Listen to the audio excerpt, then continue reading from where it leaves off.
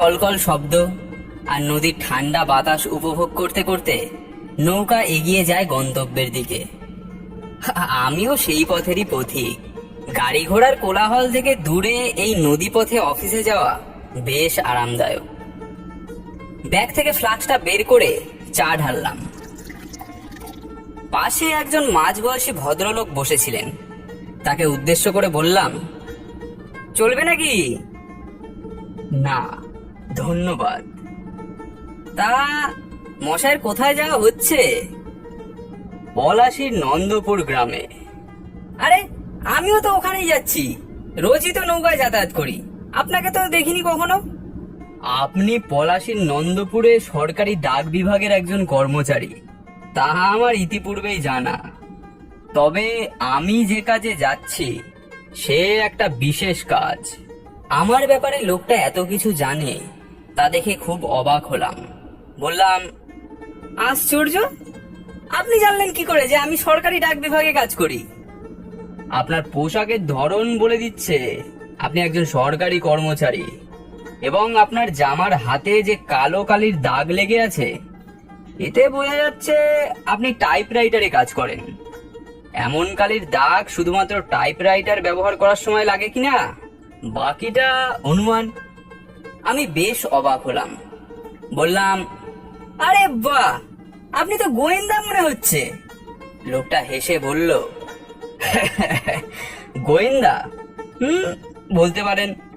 Retired detective Abhirup সামন্ত। তবে আমি এখন একটু অন্যরকম সত্যের সন্ধান করি। কিরকম সত্য? আমি ভূতের সন্ধান করি। ভূত? ও আচ্ছা, ভূত বলতে আপনি অতীতকে বোঝাচ্ছেন, মানে ঐতিহাসিক জিনিসপত্র বা ঘটনাসমূহ?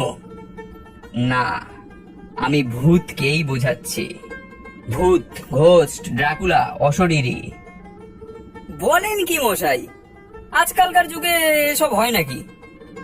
প্রায় 114 প্রকার ভূত পেয়ে যাবেন মশাই আপনি এই বাংলায়। প্রেত, পিশাচ, ডাকিনী, হাকিনী, শাকচুন্নি, নিশি, মামদ, মেছো, আরো কত কি। তবে এখনো অব্দি একটাও প্রত্যক্ষ করিনি। আমি আপনাকে ভূত প্রত্যক্ষ করাতে পারি, যদি আপনি আগ্রহী হন তাহলে।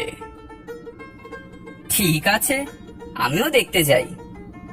নন্দপুরের উত্তর দিকের মেসটায় উঠেছি আমি। আজ সন্ধ্যায় আসুন তাহলে। সেদিনের আলাপ অতটাই। তারপর অফিসের কাজ সেরে সন্ধ্যের দিকে গিয়ে উপস্থিত হলাম অভিরূপ সামন্তের মেসে। অভিরূপ সামন্ত বেশ খুশি মনে বললেন, আরে আসুন আসুন আসুন। তারপর আমাকে চেয়ারের ওপর বসতে দিলেন। বললেন, চা চলবে তো? হ্যাঁ, হলে তো বেশ ভালোই। অভিরূপ সামন্ত চা আনতে চলে গেলেন। আমি লক্ষ্য করলাম তার দেওয়ালে কাঠের তক্তায় রাখা কতগুলো ফাঁকা কাচের বোতল সারি সারি ভাবে সাজানো। অভিরূপবাবু চা নিয়ে আসলেন। আমি জিজ্ঞেস করলাম, আচ্ছা, এই কাচের ফাঁকা বোতলগুলো কিসের?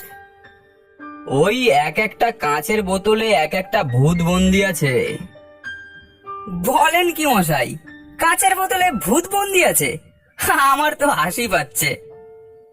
দেখবেন নাকি মশাই? একটু চমকে উঠে বললাম, না মানে হ্যাঁ।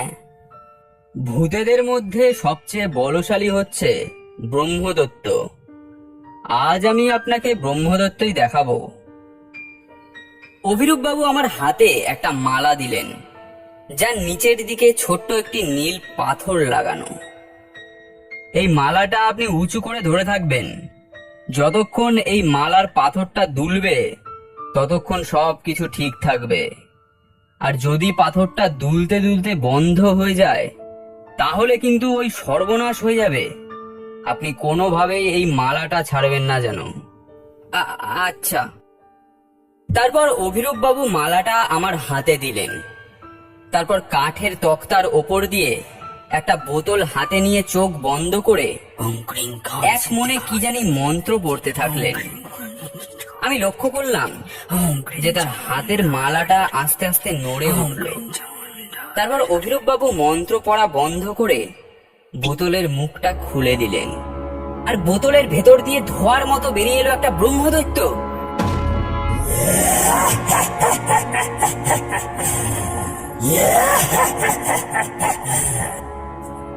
এমন হতবাক করা ঘটনা আগে কখনো দেখিনি। নিজের অজান্তেই হাত থেকে মালাটা পড়ে গেল। কি করলেন আপনি? তারপর চোখের নিমেষেই ব্রহ্মদৈত্যটা ধোয়ার মতো দক্ষিণের জানলা দিয়ে বেরিয়ে গেল। কি করলেন মশাই? ব্রহ্মদৈত্যটা যে মুক্ত হয়ে গেল। আমি আসলে বুঝতে পারিনি। এবার কি হবে? আমাদেরকে যেভাবেই হোক ওই ব্রহ্মদৈত্যটাকে আবার এই বোতলে বন্দি করতে হবে। কিন্তু সে বন্দি হবে কিভাবে? সে তো হাওয়ার মতো উবে গেল। তাকে কিভাবে বন্দি করতে হয় সে আমার জানা। অভিরূপ বাবু সামনে ড্রয়ার থেকে দুটি জিনিস বের করে বললেন, এটি হলো ঘোষ ডিটেক্টর। এখানে 5টি লাইট আছে। ভূত আমাদের আশেপাশে আসলে এই ডিটেক্টর লাল বাতি দেখিয়ে আমাদের সতর্ক করে দেবে। আর এই নিন, 20 ডেসিবেলের থেকে কম সূক্ষ্ম থেকে সূক্ষ্ম শব্দ এই যন্ত্রের সাহায্যে শুনতে পারবেন। এবার চলুন। আমি আর অভিরূপ বাবু জঙ্গলের দিকে গেলাম। অভিরূপ বাবু তার হাতের ঘোষ ডিটেক্টরটা বারবার লক্ষ্য করতে থাকলেন। আমিও ওই যন্ত্রটা দিয়ে শব্দ শোনার চেষ্টা করছি। হঠাৎ অভিরূপ বাবু দাঁড়িয়ে গেলেন। আমি বললাম, কি হলো? ডিটেক্টরে 5টা লাইট, অর্থাৎ ব্রহ্মদৈত্যটা আশেপাশেই আছে। আমার হাতের যন্ত্রটায় একটা আওয়াজ শুনতে পেলাম, ঠিক মন্ত্র পড়ার মতো শব্দ। কে জানি এক নিঃশ্বাসে কতগুলো শব্দ উচ্চারণ করে চলেছে। অভিরূপ বাবু বললেন, সাবধান, শয়তান ব্রহ্মদৈত্যটা আশেপাশেই আছে বলে মনে হচ্ছে। আর তারপরে আমাদের ঠিক পাশে মরমর করে একটা গাছের ডাল ভেঙে পড়ল। আমরা ভয়ে পিছিয়ে এলাম। অভিরূপ বাবু পকেট থেকে সেই লকেটটা বের করে সামনে ধরলেন। তারপর মন্ত্র উচ্চারণ শুরু করলেন। লকেটটা দুলতে থাকলো। সঙ্গে সঙ্গে একটা ভয়ঙ্কর চিৎকারের শব্দ শোনা গেল।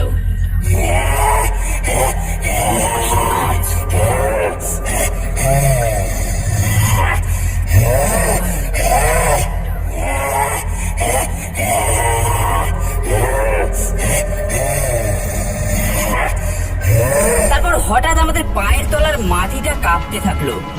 পিছনে ঘুরে দেখি একটা বড় গাছের গুড়ি আমাদের দিকে গড়িয়ে গড়িয়ে আসছে। পালান পালান অভিরূপ বাবু, পালান!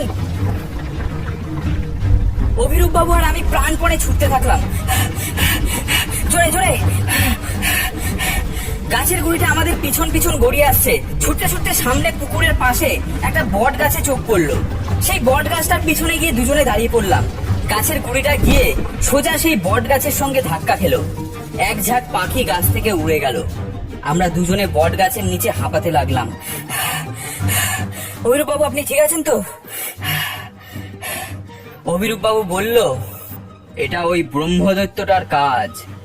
ও আমাদের প্রাণে মারার পুরো চেষ্টা করবে। এখন এখন উপায়? ওকে বশ করতে গেলে ওই লকেটটা লাগবে, যেটা এখন আমার কাছে নেই। যেখানে গাছের গুড়িটা গড়িয়ে আসছিল ওখানে পড়ে গেছে, ওখান থেকে আনতে হবে। কি বলছেন? ওখানে গেলে ও কি আমাদেরকে আস্ত ছাড়বে? উপায় একটা আছে। ওরা আগুনে ভয় পায়। আমাদেরকে একটা কাঠে আগুন জ্বালিয়ে নিয়ে যেতে হবে। চলুন জঙ্গলের ভিতর দিকে চলুন, কাঠ জোগাড় করি।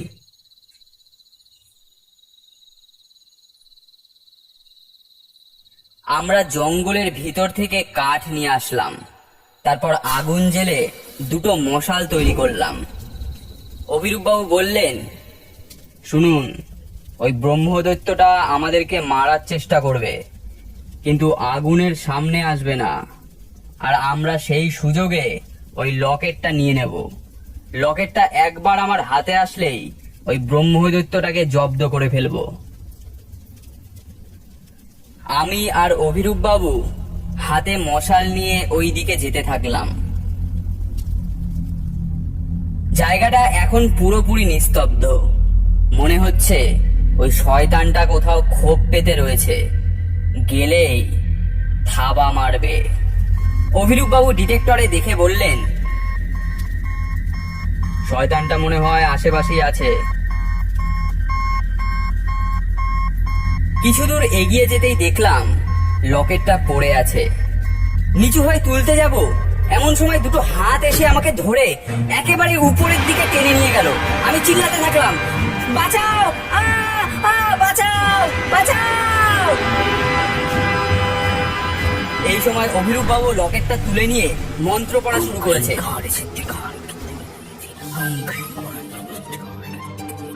ব্রহ্মদৈত্যটা আমাকে টেনে নিয়ে একেবারে গাছের মগ ডালে গিয়ে বসলো। কি বিশাল চেহারা!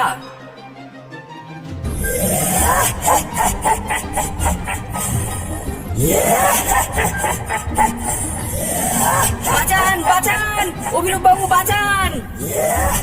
ভেবেছিলাম আর বাঁচবো না। ব্রহ্মদৈত্যটা বীভৎস ভাবে হাসতে থাকলো, আর তারপর হঠাৎ ব্রহ্মদৈত্যটা একটা বিশাল আর্তনাদ করে ধোঁয়ার মতো কোথায় মিলিয়ে দিতে থাকলো। অভিরূপবাবু নিচে হাতে বোতল নিয়ে দাঁড়িয়ে আছেন। ব্রহ্মদৈত্যটা ধোঁয়ার মতো আবার সেই বোতলের মধ্যে ঢুকে গেল। আমি গাছ থেকে নিচে নেমে আসলাম। ইয়েস, আমরা পেরেছি। আমি বোতলটার দিকে তাকালাম, দেখলাম আগের মতোই ফাঁকা দেখাচ্ছে। আমি বললাম, না, আর ভূত দেখে কাজ নেই, ঢের হয়েছে।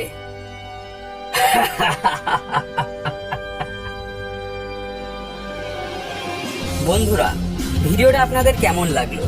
ভিডিওটা আপনাদের যদি একটুও ভালো লেগে থাকে তাহলে একটি লাইক অবশ্যই করবেন, কারণ আপনার একটি লাইক আমাদের পরবর্তী ভিডিও বানানোর জন্য উৎসাহ দেবে।